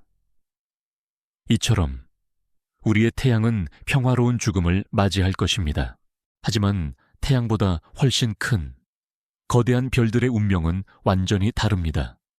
이들은 우리의 상상을 초월하는 장엄하고 폭력적인 최후를 맞이합니다. 거대 질량 별들은 핵융합 반응이 매우 격렬하여 수명이 짧습니다. 그들은 수소뿐만 아니라 헬륨, 탄소, 넌, 산소, 그리고 규소까지 차례로 핵융합하여 더 무거운 원소들을 만들어냅니다. 마치 양파 껍질처럼 별의 중심부에는 철로 이루어진 핵이 만들어집니다. 철은 특별한 원소입니다. 철보다 무거운 원소를 핵융합하기 위해서는 에너지가 방출되는 것이 아니라 에너지가 소비됩니다. 따라서 철핵이 형성되면 핵융합은 더 이상 에너지를 만들어내지 못합니다. 이로 인해 별의 내부 압력은 순식간에 사라집니다. 우리가 밤하늘을 올려다볼 때 우리는 종종 그 혼란스러움에 압도되곤 합니다. 수많은 별들이 무질서하게 흩뿌려져 있는 것처럼 보입니다. 하지만 우리가 더 깊이 들여다보면 그 혼란 속에서 놀랍도록 아름다운 질서와 패턴을 발견할 수 있습니다. 이것은 마치 예술가가 무작위로 물감을 흩뿌리는 것처럼 보이지만 결국에는 숨겨진 의미와 아름다움을 가진 작품을 완성하는 것과 같습니다. 우주도 마찬가지입니다. 별들의 탄생과 죽음, 은하의 충돌, 그리고 초신성 폭발과 같은 모든 혼란스러운 사건들은 결국에는 더 큰 규모의 질서와 아름다움을 만들어냅니다. 압력을 잃은 철핵은 더 이상 중력을 이겨낼 수 없게 되고 불과 몇 초 만에 엄청난 속도로 붕괴하기 시작합니다. 별의 모든 물질은 핵을 향해 무너져 내립니다.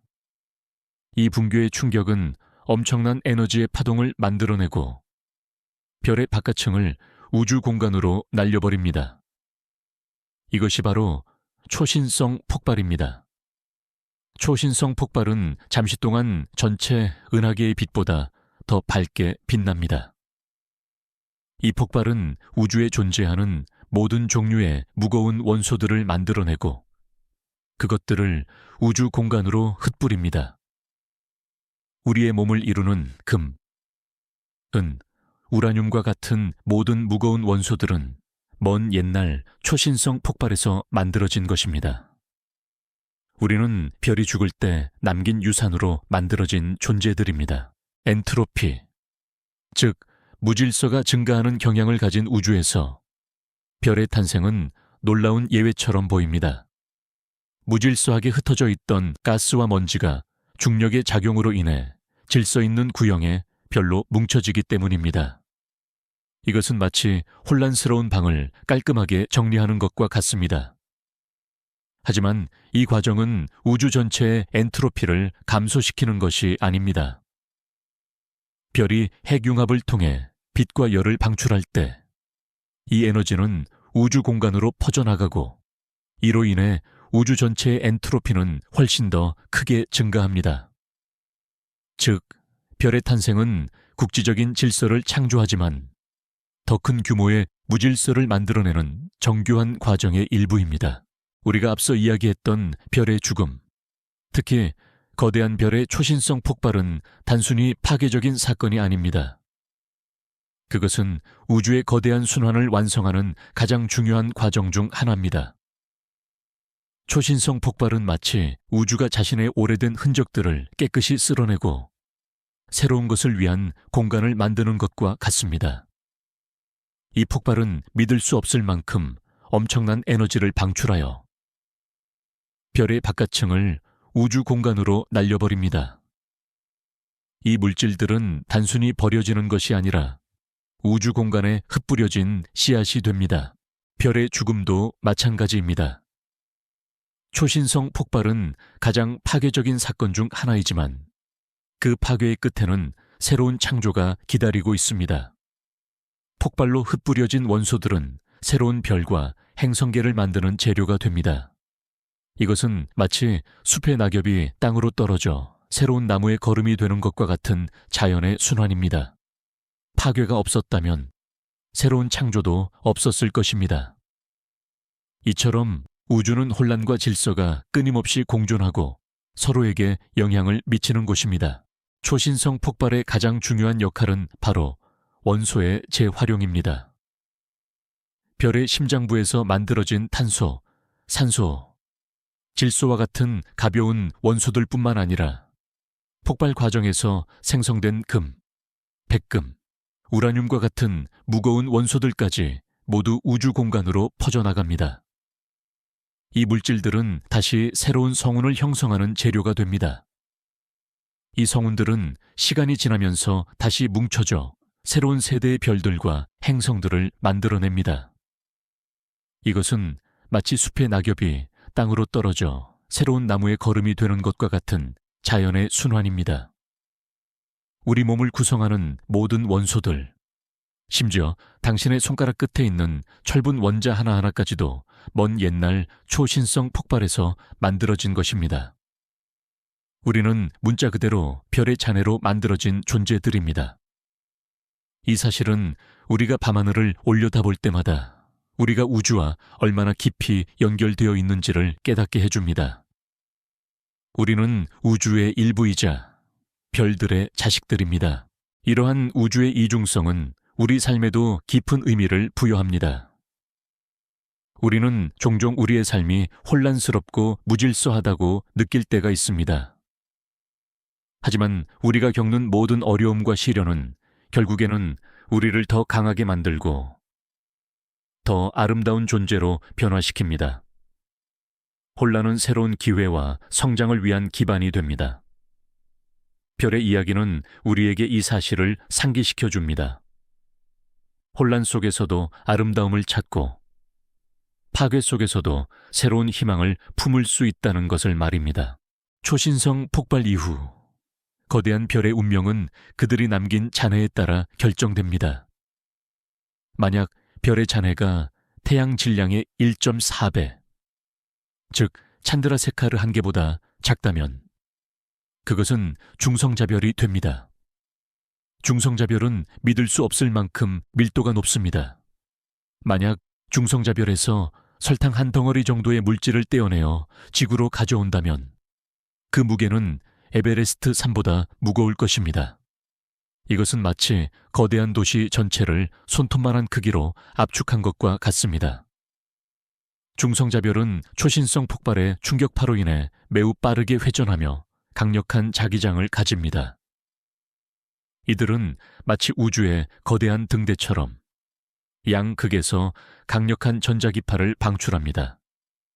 이 전자기파가 지구를 향할 때 우리는 이들을 펄사라고 부릅니다.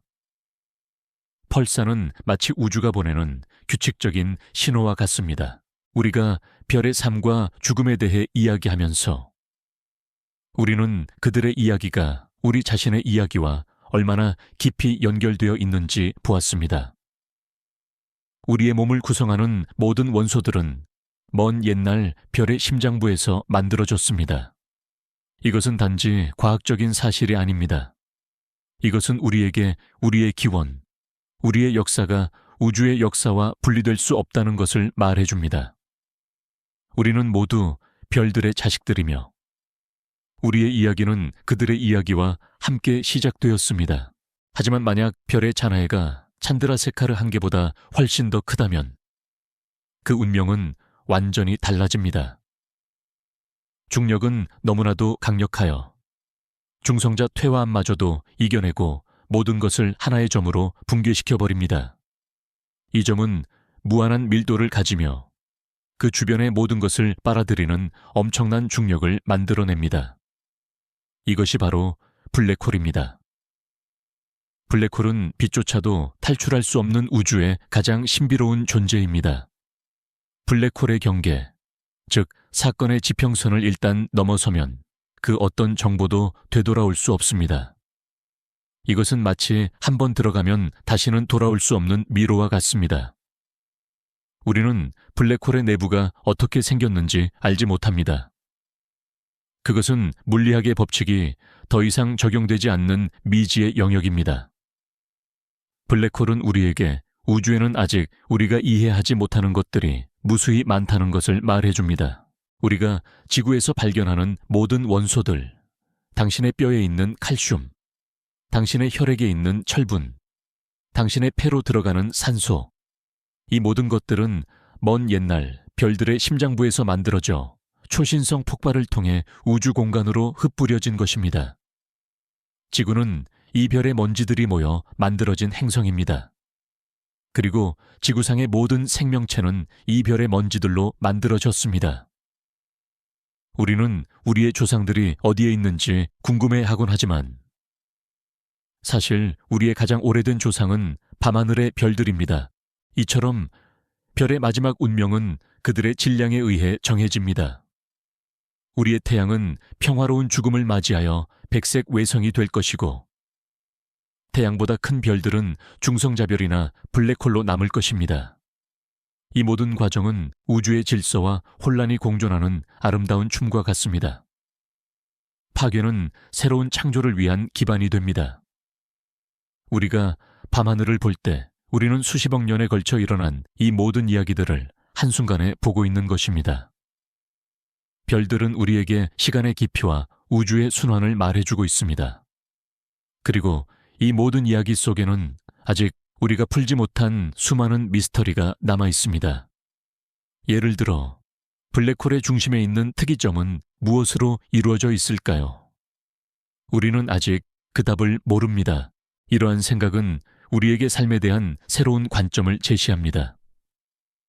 우리는 단지 지구라는 작은 행성에 살고 있는 존재가 아닙니다. 우리는 우주와 깊이 연결되어 있으며 우주의 역사와 함께 숨쉬고 있습니다. 우리의 삶은 짧을지 모르지만 우리가 가진 물질은 수십억 년에 걸쳐 우주를 여행해 왔습니다. 이것은 마치 우리가 아주 오래된 책의 한 페이지를 읽고 있는 것과 같습니다. 그 책에는 우주의 모든 이야기가 담겨 있으며 우리는 그 이야기의 일부를 살아가고 있습니다. 우리가 앞서 이야기했던 별의 거대한 죽음, 즉 초신성 폭발은 그 자체로 우주의 역사를 다시 쓰는 사건입니다. 이 폭발은 단순히 별 하나가 사라지는 것이 아니라 우주의 새로운 생명을 불어넣는 창조적 파괴의 행위입니다. 초신성 폭발은 잠시 동안 우리 은하 전체의 빛보다 더 밝게 빛나며 그 엄청난 에너지는 별의 심장부에서 만들어진 모든 원소들을 우주 공간으로 날려버립니다. 이 원소들 중에는 탄소, 산소, 질소와 같은 생명의 필수적인 것들뿐만 아니라 철, 금, 은, 심지어 우라늄과 같은 더 무거운 원소들까지 포함됩니다. 이들은 별의 마지막 순간에 격렬하게 생성된 것들입니다. 우리는 별의 역사를 통해 인간의 역사를 이해할 수 있습니다. 별의 탄생은 우리 인간의 탄생과 닮아 있으며 별의 죽음은 우리의 죽음과 닮아 있습니다. 하지만 별의 죽음이 새로운 창조를 위한 기반이 되듯이 우리의 죽음도 새로운 것을 위한 씨앗이 될 수 있습니다. 이 모든 것은 우주의 순환이며 우리는 이 순환의 일부입니다. 이 폭발이 지나간 자리에는 거대한 성운이 남습니다. 이 성운은 마치 화려한 꽃다발처럼 보이지만 그 안에는 새로운 별과 행성계를 만들 수 있는 재료들이 가득합니다. 우리의 태양계도 약 46억 년 전, 먼 옛날 초신성 폭발의 잔해에서 만들어졌을 것으로 추정됩니다. 우리는 별의 자식들이며 우리의 몸을 구성하는 모든 원소들은 먼 옛날 별의 심장부에서 만들어져 초신성 폭발을 통해 우주 공간으로 흩뿌려진 것입니다. 이 사실은 우리가 단순히 지구라는 행성에 살고 있는 존재가 아니라 우주와 깊이 연결된 존재라는 것을 상기시켜 줍니다. 우리가 지금까지 이야기했던 모든 것은 하나의 단일한 우주, 즉 우리가 살고 있는 이 우주에 관한 것입니다. 하지만 물리학자와 철학자들은 오랫동안 하나의 흥미로운 질문을 던져왔습니다. 우리 우주 외에 다른 우주, 즉 다중우주가 존재할까요? 이 질문은 아직 과학적으로 증명되지 않은 가설이지만 우리의 상상력을 자극하고 우주의 신비에 대한 새로운 관점을 제시합니다. 다중우주 가설에는 여러 가지 형태가 있습니다. 어떤 가설은 우리의 우주가 거대한 거품처럼 다른 수많은 우주 거품들과 함께 존재한다고 말합니다. 또 다른 가설은 우리의 우주가 다른 차원과 연결된 거대한 막이며 이 막들이 서로 부딪힐 때 빅뱅이 일어났다고 주장합니다. 초신성 폭발이 남긴 잔해는 별의 마지막 운명을 결정짓습니다. 만약 폭발 후 남은 핵의 질량이 태양 질량의 1.4배, 즉 찬드라세카르 한 개보다 작다면 그 핵은 중력의 붕괴를 견뎌내고 중성자별이 됩니다. 중성자별은 믿을 수 없을 만큼 밀도가 높습니다. 만약 당신이 중성자별의 물질을 티스푼 한 숟가락만큼만 지구로 가져온다면 그 무게는 아마 수십억 톤에 달할 것입니다. 이것은 마치 모든 자동차를 하나의 작은 점으로 압축한 것과 같습니다. 중성자별은 초신성 폭발의 충격파로 인해 매우 빠르게 회전하며 강력한 자기장을 가집니다. 이들은 마치 우주의 거대한 등대처럼 양극에서 강력한 전자기파를 방출합니다.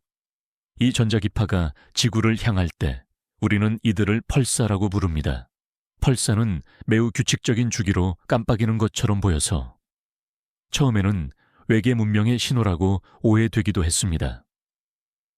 이것은 우주가 우리에게 보내는 규칙적인 박동처럼 느껴집니다. 가장 흥미로운 다중 우주 가설 중 하나는 양자역학에서 비롯됩니다. 양자역학은 입자가 여러 상태에 동시에 존재할 수 있다고 말합니다. 예를 들어 전자는 특정 위치에만 존재하는 것이 아니라 여러 위치에 동시에 존재할 수 있는 확률의 구름으로 존재합니다. 우리가 전자를 관찰하는 순간 그 확률의 구름은 하나의 위치로 붕괴됩니다.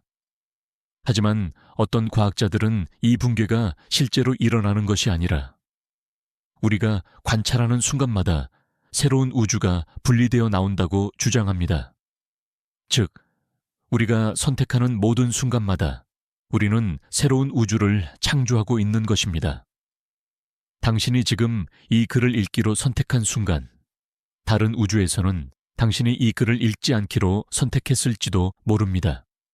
이것은 마치 모든 가능성이 동시에 존재하고 우리는 그 가능성들 중 하나를 경험하고 있는 것과 같습니다. 하지만 만약 폭발 후 남은 핵의 질량이 훨씬 더 크다면, 즉 태양 질량의 3배 이상이라면 중력은 너무나도 강력하여 중성자 퇴화암마저도 이겨내고 모든 것을 하나의 점으로 붕괴시켜버립니다.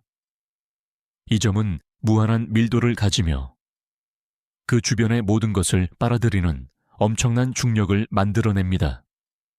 이것이 바로 블랙홀입니다. 블랙홀은 빛조차도 탈출할 수 없는 우주의 가장 신비로운 존재입니다. 블랙홀의 경계, 즉 사건의 지평선을 일단 넘어서면 그 어떤 정보도 되돌아올 수 없습니다. 우리는 블랙홀의 내부가 어떻게 생겼는지 알지 못합니다. 그것은 물리학의 법칙이 더 이상 적용되지 않는 미지의 영역입니다. 블랙홀은 우리에게 우주에는 아직 우리가 이해하지 못하는 것들이 무수히 많다는 것을 말해줍니다. 이러한 생각은 우리에게 엄청난 철학적 질문을 던집니다. 만약 다중우주가 존재한다면 우리의 선택은 과연 의미가 있을까요? 다른 모든 우주에서 우리가 모든 다른 선택들을 하고 있다면 우리의 삶은 과연 어떤 의미를 가질까요? 이것은 마치 우리가 하나의 거대한 연극에서 우리의 역할을 연기하고 있지만 다른 수많은 극장에서는 다른 모든 역할을 연기하고 있는 것과 같습니다. 이 질문에 대한 답은 아직 없습니다. 그것은 우리가 우주에 대해 더 많이 알아갈수록 더 많은 질문을 던지게 된다는 것을 보여줍니다. 우리가 앞서 이야기했던 별의 마지막 순간, 특히 거대한 별의 초신성 폭발은 우주에서 가장 장엄하면서도 중요한 사건 중 하나입니다. 이것은 단순히 별의 죽음이 아니라 우주의 새로운 생명을 불어넣는 창조적 파괴의 행위입니다. 초신성 폭발은 잠시 동안 우리 은하 전체의 빛보다 더 밝게 빛나며 그 엄청난 에너지는 별의 심장부에서 만들어진 모든 원소들을 우주 공간으로 날려버립니다. 이 원소들 중에는 탄소, 산소, 질소와 같은 생명의 필수적인 것들뿐만 아니라 철, 금, 은, 심지어 우라늄과 같은 더 무거운 원소들까지 포함됩니다. 이들은 별의 마지막 순간에 격렬하게 생성된 것들입니다. 이처럼 별은 우주의 거대한 연금술사입니다. 그들은 우주의 가장 가벼운 원소인 수소를 시작으로 핵융합을 통해 더 무거운 원소들을 차례로 만들어냅니다. 우리는 별의 빛이 수십만 년 동안 여행하여 우리에게 도달하는 것을 보았습니다. 하지만 만약 다른 우주에서 온 빛이 있다면 어떨까요? 우리는 그 빛을 감지할 수 있을까요? 현재의 기술로는 불가능합니다. 하지만 우리는 우주의 가장 깊은 미스터리를 탐구하는 것을 멈추지 않을 것입니다. 다중우주 가설은 우리에게 우주에는 아직 우리가 상상조차 하지 못한 것들이 무수히 많다는 것을 상기시켜 줍니다. 이 폭발이 지나간 자리에는 거대한 성운이 남습니다. 이 성운은 마치 화려한 꽃다발처럼 보이지만 그 안에는 새로운 별과 행성계를 만들 수 있는 재료들이 가득합니다. 우리의 태양계도 약 46억 년 전, 먼 옛날 초신성 폭발의 잔해에서 만들어졌을 것으로 추정됩니다. 우리는 별의 자식들이며 우리의 몸을 구성하는 모든 원소들은 먼 옛날 별의 심장부에서 만들어져 초신성 폭발을 통해 우주 공간으로 흩뿌려진 것입니다. 이 사실은 우리가 단순히 지구라는 행성에 살고 있는 존재가 아니라 우주와 깊이 연결된 존재라는 것을 상기시켜 줍니다. 우리가 밤하늘을 올려다볼 때 우리는 종종 하늘을 가로지르는 밝은 줄기, 즉 별똥별을 보게 됩니다. 사람들은 종종 이것을 별이 떨어진다고 생각하지만 사실 별똥별은 별이 아닙니다. 그것은 우주 공간을 떠다니는 작은 바위나 먼지 조각들, 즉 유성체가 지구의 대기권에 진입하면서 공기와의 마찰로 인해 불타는 현상입니다. 이 유성체들은 대부분 혜성이나 소행성의 꼬리에서 떨어져 나온 것들입니다. 하지만 이 별똥별을 우리는 별의 눈물이라고 부를 수도 있습니다. 왜냐하면 이 유성체들은 먼 옛날 별의 심장부에서 만들어진 물질들로 이루어져 있기 때문입니다. 초신성 폭발 이후 거대한 별의 운명은 그들이 남긴 잔해에 따라 결정됩니다. 만약 폭발 후 남은 핵의 질량이 태양 질량의 1.4배, 즉 찬드라세카르 한 개보다 작다면 그 핵은 중력의 붕괴를 견뎌내고 중성자별이 됩니다. 중성자별은 믿을 수 없을 만큼 밀도가 높습니다. 만약 당신이 중성자별의 물질을 티스푼 한 숟가락만큼만 지구로 가져온다면 그 무게는 아마 수십억 톤에 달할 것입니다. 이것은 마치 모든 자동차를 하나의 작은 점으로 압축한 것과 같습니다. 중성자별은 초신성 폭발의 충격파로 인해 매우 빠르게 회전하며 강력한 자기장을 가집니다. 이들은 마치 우주의 거대한 등대처럼 양극에서 강력한 전자기파를 방출합니다. 이 전자기파가 지구를 향할 때 우리는 이들을 펄사라고 부릅니다. 펄사는 매우 규칙적인 주기로 깜빡이는 것처럼 보여서 처음에는 외계 문명의 신호라고 오해되기도 했습니다. 이것은 우주가 우리에게 보내는 규칙적인 박동처럼 느껴집니다. 우리의 태양계는 약 46억 년 전 먼 옛날 초신성 폭발의 잔해에서 만들어진 거대한 가스구름에서 형성되었습니다. 그 가스구름 속에는 죽은 별들이 남긴 탄소, 산소, 규소, 철과 같은 모든 원소들이 포함되어 있었습니다. 이 원소들은 중력의 작용으로 뭉쳐져 태양과 행성들, 그리고 소행성들을 만들었습니다. 따라서 우리가 밤하늘에서 보는 별똥별은 사실 우리 태양계가 형성될 때부터 존재했던 죽은 별의 흔적들입니다. 하지만 만약 폭발 후 남은 핵의 질량이 훨씬 더 크다면, 즉 태양 질량의 3배 이상이라면 중력은 너무나도 강력하여 중성자 퇴화암마저도 이겨내고 모든 것을 하나의 점으로 붕괴시켜버립니다. 이 점은 무한한 밀도를 가지며 그 주변의 모든 것을 빨아들이는 엄청난 중력을 만들어냅니다. 이것이 바로 블랙홀입니다. 블랙홀은 빛조차도 탈출할 수 없는 우주의 가장 신비로운 존재입니다. 블랙홀의 경계, 즉 사건의 지평선을 일단 넘어서면 그 어떤 정보도 되돌아올 수 없습니다. 우리는 블랙홀의 내부가 어떻게 생겼는지 알지 못합니다. 그것은 물리학의 법칙이 더 이상 적용되지 않는 미지의 영역입니다. 블랙홀은 우리에게 우주에는 아직 우리가 이해하지 못하는 것들이 무수히 많다는 것을 말해줍니다. 이 별똥별은 우리에게 과거의 이야기를 들려줍니다. 그것은 우주가 끊임없이 순환하고 있다는 것을 보여줍니다. 별이 죽으면 그들이 남긴 물질들은 우주 공간으로 흩어져 새로운 별과 행성들을 만듭니다. 그리고 이 과정에서 남은 작은 조각들은 수십억 년 동안 우주 공간을 떠다니다가 언젠가 지구의 중력에 이끌려 들어와 우리의 밤하늘을 아름답게 장식합니다. 이 별똥별은 마치 우주의 눈물처럼 별의 마지막 이야기를 우리에게 속삭여줍니다. 이 모든 것은 우리에게 한 가지 중요한 질문을 던집니다. 우리가 가진 빛은 무엇일까요? 우리는 어떻게 우리만의 이야기를 써내려갈 수 있을까요? 별들이 그들의 삶을 통해 우주에 새로운 원소들을 남기듯이 우리도 우리 삶을 통해 세상에 무엇인가를 남길 수 있을까요? 이 질문에 대한 답은 당신의 내면에 있습니다. 우리가 별똥별을 볼 때 우리는 종종 소원을 빕니다. 그것은 우리가 별의 눈물 속에 우리의 희망과 꿈을 담고 싶어 하기 때문일 것입니다. 우리는 무의식적으로 이 별의 눈물이 우리의 삶에 행운과 평화를 가져다 줄 것이라고 믿습니다. 이 모든 것은 우리가 우주와 얼마나 깊이 연결되어 있는지, 그리고 우리가 우주의 일부라는 것을 다시 한번 상기시켜 줍니다.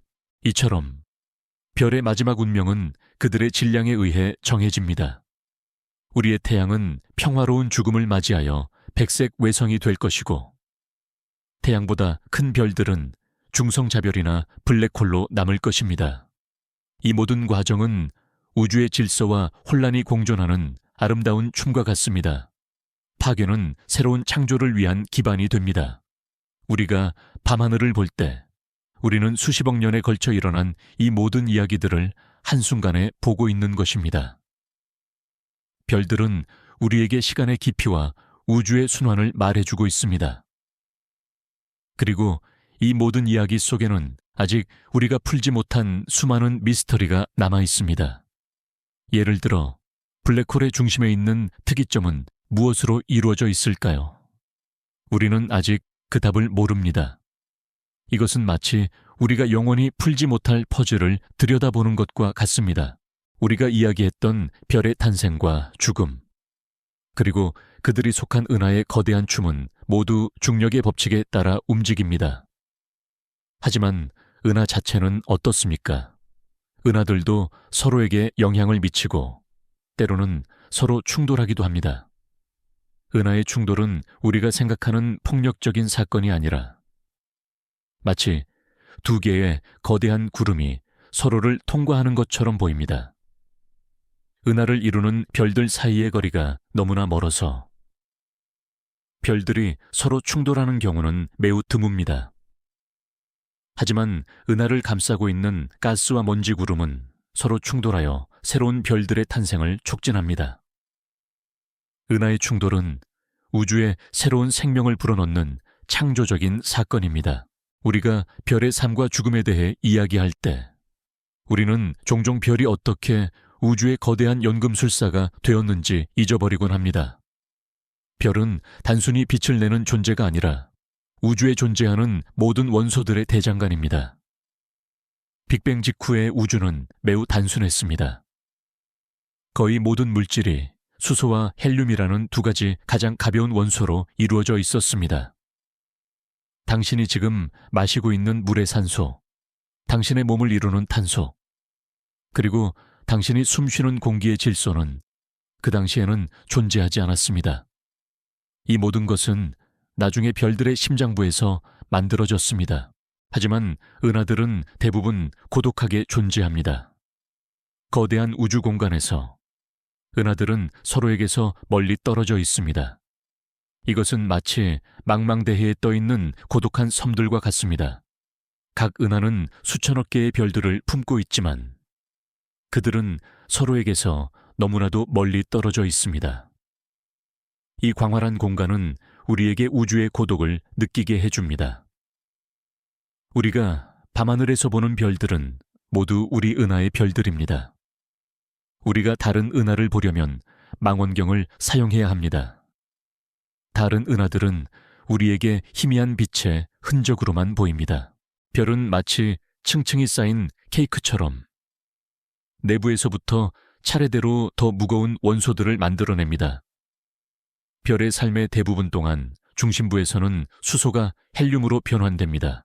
하지만 별의 수명이 다해가면서 특히 태양보다 훨씬 큰 별들에서는 헬륨 핵융합이 시작되어 탄소를 만듭니다.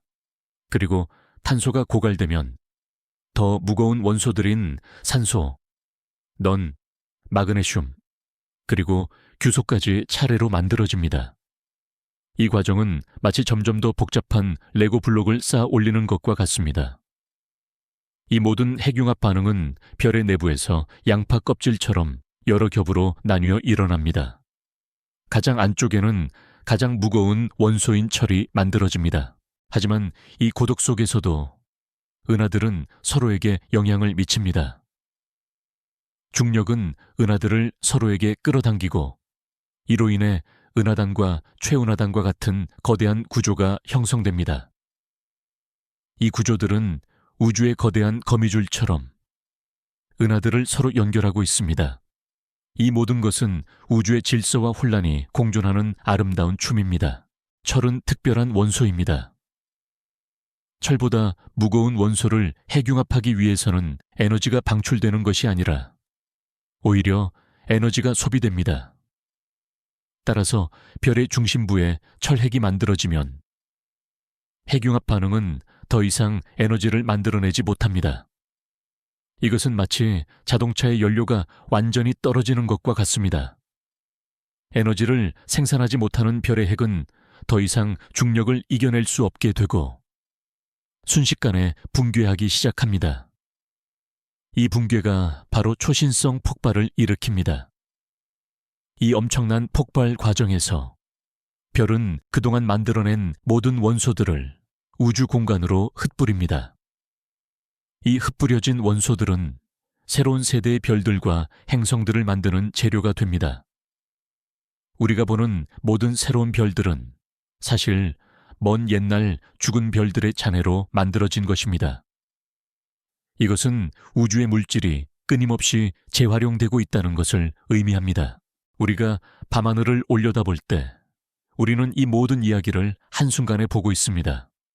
우리는 별의 탄생과 죽음, 은하의 충돌과 고독, 그리고 우주의 끝없는 확장을 보고 있습니다.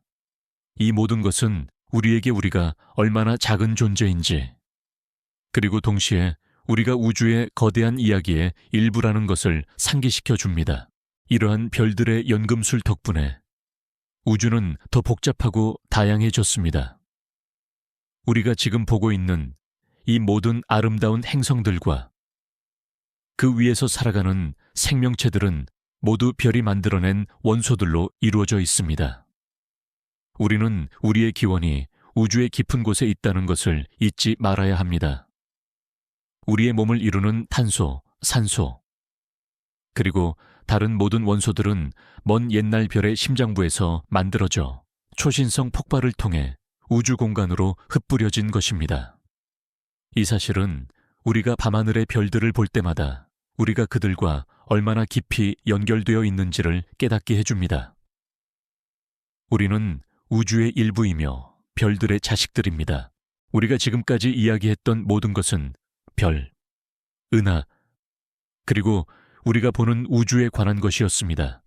하지만 이 모든 것들을 아우르고 심지어는 서로에게서 멀어지게 만드는 더 큰 힘이 존재합니다. 그것은 바로 암흑 에너지입니다. 우리는 암흑 물질에 대해 이야기했지만 암흑 에너지는 또 다른 훨씬 더 큰 미스터리입니다. 과학자들은 1990년대 후반에 우주가 팽창하고 있다는 것을 발견했습니다. 하지만 놀랍게도 이 팽창은 시간이 지남에 따라 점점 더 빨라지고 있습니다. 이것은 마치 우리가 공을 던졌을 때 공이 중력 때문에 점점 느려지는 것이 아니라 점점 더 빨리 날아가는 것과 같습니다. 이 가속 팽창의 원인을 설명하기 위해 과학자들은 우주를 밀어내는 보이지 않는 힘, 즉 암흑 에너지가 존재한다고 가정했습니다. 이처럼 별은 단순히 빛나는 점이 아닙니다. 별은 우주의 역사를 쓰고 새로운 것을 창조하며 우주의 물질을 끊임없이 순환시키는 존재입니다. 이들의 삶과 죽음은 우주의 모든 곳에서 새로운 생명을 가능하게 합니다. 하지만 이 모든 과정 속에는 아직 풀리지 않는 미스터리들이 많이 남아 있습니다. 예를 들어 우리는 별들이 어떻게 정확히 이러한 복잡한 원소들을 만들어내는지, 그리고 초신성 폭발의 메커니즘이 정확히 어떻게 되는지에 대해 아직 완전히 알지 못합니다. 이것은 마치 우리가 완벽한 악보를 보고 있지만 그 음악을 완벽하게 연주할 수 없는 것과 같습니다. 우리는 별들의 연주를 듣고 있지만 그들의 모든 비밀을 완전히 이해하지는 못합니다. 이러한 미스터리는 우리에게 끊임없이 탐구하고 질문을 던지게 만드는 동기를 부여합니다. 우리는 계속해서 우주의 신비를 풀어나가야 할 것입니다. 암흑 에너지는 우주 전체 에너지 밀도의 약 68%를 차지합니다. 이것은 우리가 아는 모든 물질과 암흑 물질을 합친 것보다 훨씬 더 많습니다. 우리는 암흑 에너지가 무엇인지, 그리고 어떻게 작동하는지에 대해 전혀 알지 못합니다. 그것은 마치 우리가 알지 못하는 거대한 손이 우주를 밀어내고 있는 것과 같습니다. 암흑 에너지는 우주의 궁극적인 운명을 결정할 수도 있습니다. 만약 이 가속 팽창이 계속된다면 결국 모든 은하들은 서로에게서 너무나도 멀리 떨어져서 밤하늘은 더 이상 별들로 가득 차 있지 않고 어둠만이 남을 것입니다. 이것은 빅프리즈라고 불리는 우주의 차갑고 쓸쓸한 최후의 시나리오 중 하나입니다. 우리가 앞서 이야기했던 별의 마지막 순간은 항상 초신성 폭발과 같은 장엄한 파괴로 끝나는 것은 아닙니다. 우리의 태양과 같은 중간 질량의 별들은 훨씬 더 부드럽고 시적인 방식으로 자신의 삶을 마감합니다. 이 과정은 마치 꽃이 시들어가듯이 아름다움과 함께 사라집니다. 태양의 중심부에서 수소 연료가 고갈되면 핵융합 반응이 약해지고 중력이 승리하기 시작합니다. 중심부는 수축하지만 그 주변의 수소층에서는 다시 핵융합이 시작됩니다. 이로 인해 태양은 거대하게 팽창하여 적색 거성이 됩니다. 암흑에너지는 우리에게 우주에 대한 우리의 지식이 얼마나 불완전한지를 보여줍니다. 우리는 우주의 대부분을 차지하는 이 거대한 미스터리에 대해 거의 아무것도 알지 못합니다. 이것은 우리가 겸손해야 한다는 것을 상기시켜 줍니다. 우리는 아직 우주의 모든 비밀을 풀지 못했습니다. 그리고 어쩌면 우리는 영원히 모든 것을 알 수 없을지도 모릅니다. 하지만 이 미스터리는 우리에게 계속해서 탐구하고 질문을 던지게 만드는 동기를 부여합니다. 이 단계에서 태양은 수성, 금성, 그리고 아마도 지구까지도 삼켜버릴 만큼 커질 것입니다. 이 팽창은 겉보기에는 혼란스럽지만 그 안에는 새로운 균형을 찾으려는 별의 노력이 담겨 있습니다. 태양의 중심부에서는 헬륨이 쌓이고 온도가 충분히 높아지면 헬륨이 핵융합을 시작하여 탄소와 산소를 만들어냅니다. 하지만 이 헬륨 핵융합 단계는 오래 지속되지 않습니다. 헬륨 연료마저 고갈되면 태양은 더 이상 핵융합을 할 수 없게 됩니다. 우리가 지금까지 별들의 이야기를 따라 우주를 여행하면서 우리는 별의 탄생과 죽음이 단순히 한 존재의 시작과 끝이 아니라는 것을 알게 되었습니다. 그것은 끊임없는 순환이며 새로운 창조를 위한 기반입니다.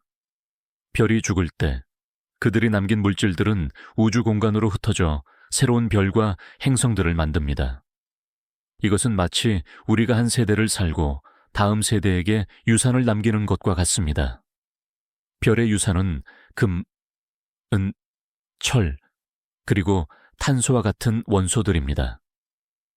이 원소들은 수십억 년에 걸쳐 새로운 별들의 심장부가 되고 새로운 행성들의 땅이 되며 새로운 생명체의 몸이 됩니다. 우리의 몸을 이루는 모든 것은 먼 옛날 죽은 별들의 유산입니다. 이 시점에서 태양은 자신의 바깥층을 우주 공간으로 서서히 흩뿌리기 시작합니다. 이것은 마치 민들레 홀씨가 바람에 흩날리듯이 부드럽고 조용하게 일어납니다. 이 흩뿌려진 가스들은 중심에 남은 뜨거운 백색, 외성으로부터 빛을 받아 아름답게 빛납니다. 이것이 바로 행성상 성운입니다. 이 성운들은 마치 별의 마지막 숨결로 만들어진 예술 작품과 같습니다. 어떤 성운은 고리처럼 보이기도 하고 어떤 성운은 나비나 나선처럼 보이기도 합니다. 이 모든 형태는 별이 자신의 물질을 방출하는 방식에 따라 결정됩니다. 이 성운들은 수천 년 동안 빛을 내다가 서서히 희미해져 사라집니다. 별의 죽음은 우주의 가장 아름다운 풍경 중 하나를 남깁니다.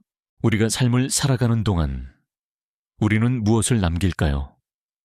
우리의 삶은 별들처럼 화려하게 빛나다가 사라질지 모르지만 우리가 남기는 유산은 영원히 남을 수 있습니다.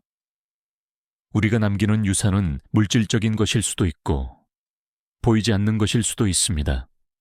그것은 우리가 다른 사람에게 남긴 사랑, 우리가 쓴 시, 우리가 만든 예술, 또는 우리가 남긴 지식일 수 있습니다. 이 모든 것은 별들이 남긴 원소들처럼 새로운 세대에게 전해지고 새로운 것을 창조하는 데 사용될 것입니다.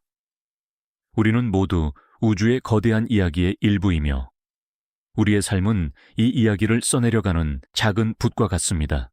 행성상 성운의 중심에는 백색 외성이 남습니다. 백색 외성은 더 이상 핵융합을 하지 않습니다. 그것은 오직 탄소와 산소로 이루어진 매우 작고 믿을 수 없을 만큼 밀도가 높은 덩어리입니다.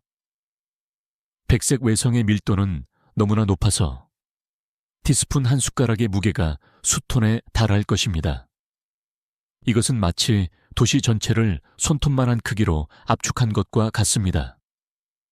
백색 외성은 별의 마지막 흔적입니다. 그들은 더 이상 빛을 스스로 만들어내지 못하지만 그 안에 갇힌 엄청난 열 때문에 수백억 년 동안 서서히 식어가면서 빛을 냅니다. 백색 외성은 마치 죽은 별의 유령처럼 우주 공간을 조용히 떠다니며 마지막 빛을 서서히 잃어갑니다. 언젠가 백색 외성은 완전히 식어서 어두운 흑색 외성이 될 것입니다.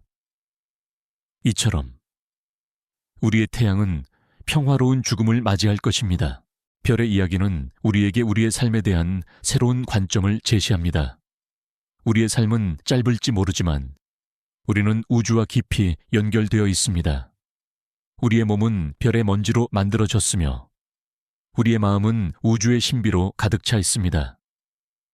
우리는 이 모든 것을 가지고 있으며 이 모든 것은 우리의 삶에 깊은 의미를 부여합니다. 우리는 우리의 삶을 통해 무엇인가를 남길 수 있습니다. 별이 초신성 폭발을 통해 새로운 원소들을 흩뿌리듯이 우리는 우리의 삶을 통해 우리의 빛과 우리의 유산을 세상에 남길 수 있습니다. 하지만 이 모든 과정은 우리에게 한 가지 중요한 질문을 남깁니다. 별이 자신의 물질을 흩뿌릴 때 그 물질은 어디로 가는 걸까요? 이 물질들은 우주의 거대한 순환의 일부가 됩니다. 그들은 먼 훗날 새로운 성운을 형성하고 새로운 별과 행성들을 만드는 재료가 됩니다. 이것은 마치 우리 인간의 삶과 같습니다. 우리가 죽으면 우리의 몸은 흙으로 돌아가고 그 흙은 다시 새로운 생명을 키우는 걸음이 됩니다. 별의 삶과 죽음은 우주의 모든 곳에서 새로운 생명을 가능하게 합니다. 우리는 모두 이 순환의 일부입니다. 우리가 밤하늘을 볼 때 우리는 그 별들이 우리에게 속삭이는 과거의 이야기를 듣고 있는 것입니다. 그리고 그 이야기 속에는 우리의 기원이 담겨 있습니다. 이 모든 것은 우리에게 한 가지 질문을 던집니다. 당신의 유산은 무엇입니까? 당신은 당신의 삶을 통해 무엇을 남기고 싶습니까? 이 질문에 대한 답은 당신의 내면에 있습니다. 당신은 이미 모든 것을 알고 있습니다. 이처럼 별의 마지막 운명은 그들의 질량에 의해 정해집니다. 우리의 태양은 평화로운 죽음을 맞이하여 백색 외성이 될 것이고 태양보다 큰 별들은 중성자별이나 블랙홀로 남을 것입니다. 이 모든 과정은 우주의 질서와 혼란이 공존하는 아름다운 춤과 같습니다. 파괴는 새로운 창조를 위한 기반이 됩니다.